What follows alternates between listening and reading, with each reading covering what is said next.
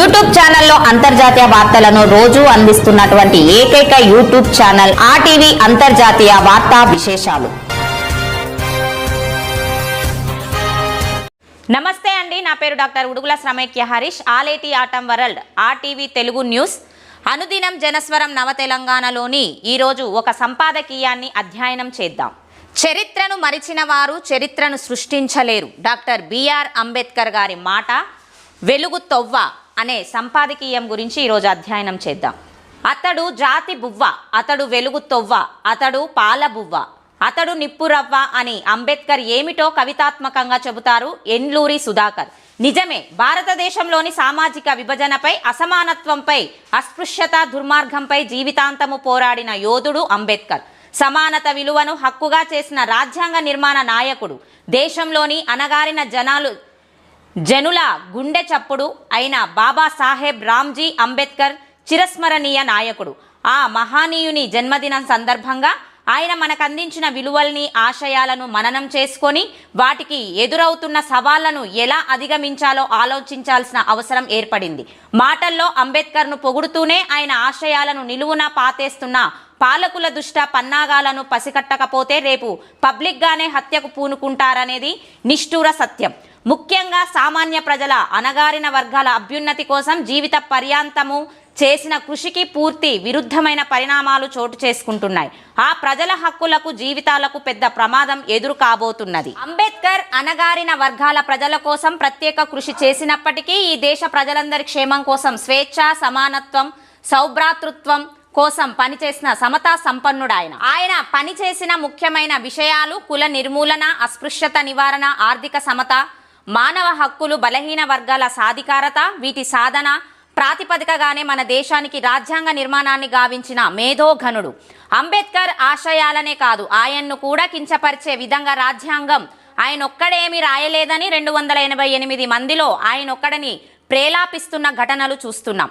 ఎంతమంది రాజ్యాంగం నైపుణ్యం కలిగిన పైలట్ పనిని అంబేద్కర్ నిర్వహించాడని అధ్యక్షుడు బాబు రాజేంద్ర ప్రసాద్ కొనియాడాడు. రాజ్యాంగ నిర్మాణంలో డాక్టర్ అంబేద్కర్ కంటే ఎక్కువ శ్రద్ధ, ఇబ్బంది ఎవరు తీసుకోలేదు అని నాటి ప్రధాని నెహ్రూ అన్నారు. 1948లోనే డ్రాఫ్టింగ్ కమిటీ సభ్యులు టీటీ కృష్ణమాచారి మాట్లాడుతూ మరణం, అనారోగ్యం, ఇతర ఆందోళనల కారణంగా చాలామంది సభ్యులు గణనీయమైన రచనలు చేయలేకపోయినందున ఈ రాజ్యాంగాన్ని రూపొందించే భారం అంబేద్కర్పై పడింది అని అన్నారు. కాబట్టి ఒక దాడి జరిగే ముందు చేసే నీచ ప్రచారం ఇది. ప్రపంచంలోనే పేరెన్నికగన్న మేధావి, దార్శనికుడు అయిన అంబేద్కర్ రాజ్యాంగం ద్వారా మనకేమిచ్చాడు అని పరిశీలిస్తే రాజ్యాంగానికి పూర్వం భారతదేశం మనుస్మృతి రాజ్యం, అప్రాజ్యస్వామ్యం రాజ్యం, లౌకికేతర రాజ్యం, నియంతృత్వ రాజ్యం, రాజ్యాంగం వచ్చాక లౌకిక ప్రజాస్వామిక దేశం అయింది. స్వేచ్ఛ, సమానత్వం, సౌభ్రాతృత్వాలు భారత ప్రజలకు లభించడానికి కారణాలయ్యాయి. ముఖ్యంగా భారత ప్రజలమైన మనకు మనమే ఏర్పాటు చేసుకున్న స్వేచ్ఛా పత్రంగా రాజ్యాంగం నిర్మితమైంది. మహిళలను బానిసలుగా చూసిన విధానం నుంచి వారికి ఆస్తి హక్కును, విద్యను, సమానతను అందించింది రాజ్యాంగమే. మత స్వేచ్ఛను కలిగించి అంటరానితనం, అన్ని రకాల వివక్షతలను చట్టవిరుద్ధం చేయటం రాజ్యాంగం ద్వారానే సాధ్యమైంది. భారత రాజ్యాంగంలో అభాగ్యులకు, అనాథలకు, పరాజితులకు అవకాశాలతో పాటు అస్తిత్వం, ఆత్మగౌరవం పొందేలా అంబేద్కర్ కృషి చేశారు. అన్నిటికంటే ముఖ్యంగా భారతీయ వాస్తవిక జీవన విలువ అయిన భిన్నత్వంలో ఏకత్వం స్ఫూర్తినిచ్చింది రాజ్యాంగమే. ఇంతటి మహత్తరమైన రాజ్యాంగాన్ని మార్చేందుకు కుట్ర పన్నుతున్నది ఆర్ఎస్ఎస్, బీజేపీ, దాని మిత్రపక్షాలు. 1927లో మహత్ పోరాటంలో మనుస్మృతిని తగలబెట్టి అదెంత విచ్ఛిన్నకర బోధనో దాన్ని నిర్మూలించాలని పిలుపునిచ్చాడు అంబేద్కర్. కానీ తమ ప్రాచీన భారత రాజ్యాంగం మనుస్మృతి మాత్రమే అని ఆర్ఎస్ఎస్ ప్రకటించింది. మన నిజామాబాద్ ఎంపీ ధర్మపురి అరవింద్ బహిరంగంగానే రాజ్యాంగాన్ని మారుస్తామని చెప్పాడు. ఇక కర్ణాటక బీజేపీ ఎంపీ అనంతకుమార్ హెగ్డే మాకు 400 ఎంపీ సీట్లు ఇస్తే రాజ్యాంగాన్ని సమూలంగా మార్చేస్తామని, రద్దు చేస్తామని ప్రకటించాడు. ఇప్పటికీ మనకున్న హక్కులన్నీ రాజ్యాంగం ఇచ్చినవే. రాజ్యాంగపు విలువలన్నీ ధ్వంసం చేస్తున్నారు వీళ్ళు. ఇంకోవైపు ప్రభుత్వ రంగాన్ని ప్రైవేటీపరం చేస్తూ సామాజిక న్యాయాన్ని, రిజర్వేషన్లను లేకుండా చేసేస్తున్నారు. ప్రజాస్వామ్యం, ఫెడరలిజం పైన దాడి ఆరంభించారు. ఇప్పుడు అంబేద్కర్ జయంతి స్ఫూర్తితో రాజ్యాంగాన్ని, ప్రజాస్వామిక విలువలను వారి నుంచి రక్షించుకోవాలి. రాబోయే సార్వత్రిక ఎన్నికల్లో రాజ్యాంగం మనకిచ్చిన ఓటు హక్కుతో ఈ పనికి మనం పూనుకోవడమే అంబేద్కర్ ఆశయానికి నిజమైన కొనసాగింపు. భారత కమ్యూనిస్టు పార్టీ మార్క్సిస్టు అభ్యర్థి జహాంగీర్, కామ్రేడ్ జహాంగీర్ కష్టజీవుల పట్ల, శ్రమజీవుల పట్ల, అంగన్వాడీల పట్ల, ఆశా వర్కర్ల పట్ల, అసంఘటిత కార్మిక వర్గం పట్ల, రైతుల పట్ల, వ్యవసాయ కార్మికుల పట్ల, కూలీల పట్ల, నాలీల పట్ల, భవన నిర్మాణ కార్మికుల పట్ల, అసంఘటిత కార్మికుల పట్ల, సంఘటిత కార్మికుల పట్ల, రైల్వే ఉద్యోగస్తులైనా, ఆర్టీసీ బస్టాండ్లో పనిచేసేటైనా సర్వ సకల కష్టజీవుల పక్షాన జీవితాన్ని అంకితం చేసిన ఈ నా కామ్రేడ్ మహమ్మద్ జహాంగీర్ సాబ్ హిందూ ముస్లిం ఐక్యతని ప్రబోధించే మీకు దమ్ము ధైర్యం ఉన్నదా? తెలంగాణలో ఒక ముస్లిం కమ్యూనిటీ సంబంధించిన అభ్యర్థిని నిలబెట్టే దమ్ము ధైర్యం బీజేపీకి ఉన్నదా? భారత కమ్యూనిస్ట్ పార్టీకి కలేజ ఉన్నది. భువనగిరిలో నిలబెట్టింది. జనాల్లారా, ఓటర్ మహాశయులారా, మన భువనగిరి చరిత్ర రాసిపడేయాలా. సుత్తి కొడల నక్షత్రం గుర్తుకు ఓటేసి భారతీయ జనతా పార్టీ మతోన్మాద ఈ ఎన్నికలో నేనంటున్న మాటలు కాదు, సీతారామన్, నిర్మలా సీతారామన్ భర్త లవ్ చేసి పెళ్ళాడి 7 అడుగుల సాక్షిగా అగ్నిదేవుడి చుట్టూ 7 అడుగులు వేసిన భర్త ప్రభాకరే, పరకాల ప్రభాకరే అంటుండే ఈసారి 400 సీట్లు వస్తాయి. ఎందుకు వస్తాయంటే మొత్తం ఈఎంఈలు మొత్తం ఫీడ్ చేసి పెట్టిండ్రు. అది ఎన్నిక జరిగి ఉంటే ఇక ఎన్నికలు అనేది జరగవు.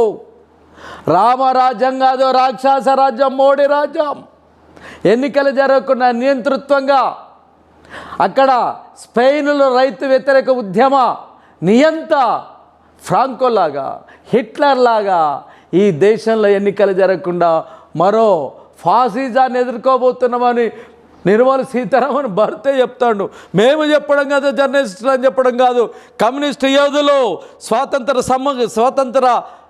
సంపూర్ణ స్వాతంత్రానికి పిలుపునిచ్చిన కమ్యూనిస్టులు, స్వాతంత్ర సంగ్రామంలో కాంగ్రెస్ నుండి కొట్లాడిన మహామనిషి పుచ్చలపల్లి సుందరయ్య దగ్గర మొదలు పెడితే ఏఎంఎస్ నమ్ముద్రిపాద్ దాకా స్వాతంత్రం తీసుకొచ్చిన నాయకులు, వీర తెలంగాణ విప్లవ సాయుధ పోరాటంలో నాయకత్వం వహించిన కామ్రేడ్ సుందరయ్య బిడ్డలు వీరంటున్న మాటలు కాదు సుమా.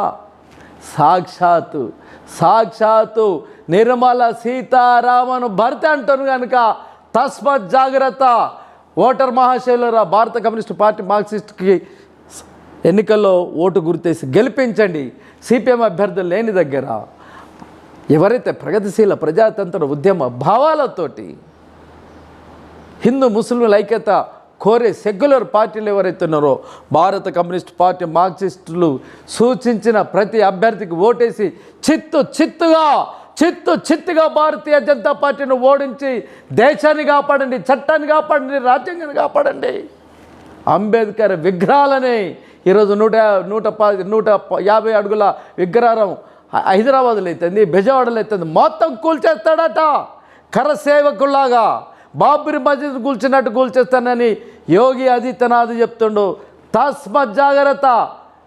మీలో చీము, నెత్తురు, రక్తం సలసలే కాగే రక్తం ఉంటే పదండి ముందుకు, పదండి దోసుకు, పోదాం కదం తొక్కుతూ పదం పాడుతూ సలసలరా సాగే యువకులరా, రండి, ముందుకు రండి. నెత్తురు మండే శక్తులుండే సైనికులారా లేవండి, పదండి ముందుకు, పదండి దోసుకు, పోదాం కదం దొక్కుతూ పదం పాడుతూ హృదయం తలం గర్జిస్తూ భారతీయ జనతా పార్టీ కమలం పార్టీనే భూస్థాపితం చేస్తుంది. ఇది సమాజ స్థాపన కోసం RTV న్యూస్. ఈ వీడియో మీకు నచ్చినట్లయితే లైక్ చేయండి, షేర్ చేయండి, సబ్స్క్రైబ్ చేయండి.